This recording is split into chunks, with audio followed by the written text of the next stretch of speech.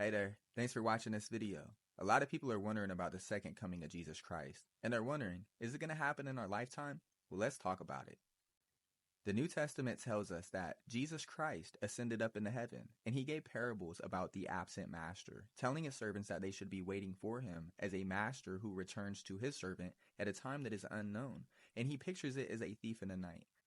The thief in the night terminology is suddenness. It is a reference to a surprise event. But for those who are prepared and waiting for the thief that comes in the night, then the thief in the night will not come as a thief in the night, for you will be prepared.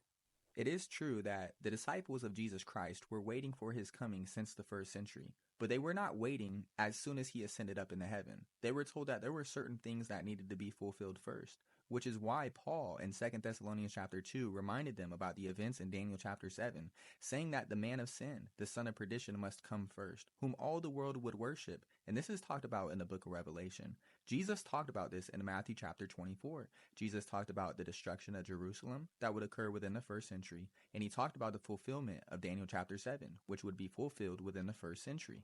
Many people read 2 Thessalonians chapter 2 and think that the man of sin is a reference to the first Catholic Pope. But this is not true because Jesus, in the Olivet Discourse, in Matthew chapter 24, Mark chapter 13, and Luke chapter 21 said that his coming would be a surprise, possibly in their generation. And so those in the first century were expecting all things to be fulfilled. And once those things were fulfilled, then the coming of Christ could occur at any moment. But if the man of sin in 2 Thessalonians chapter 2 is the Pope, that means it would have been impossible for Jesus to return in the second, third, fourth, fifth century, because the Pope of the Catholic Church was not established until after the 5th century. But Jesus' second coming was promised to those who were living within the first century that it might be possible that it was within their generation. This is why Paul said we are waiting for the coming of Christ.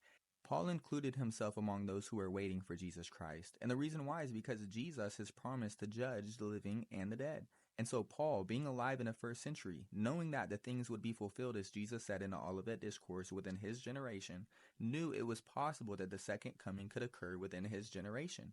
And so we today are to be expectant, waiting for the second coming of Jesus Christ, knowing that the prophecies which Jesus had spoken have already been fulfilled.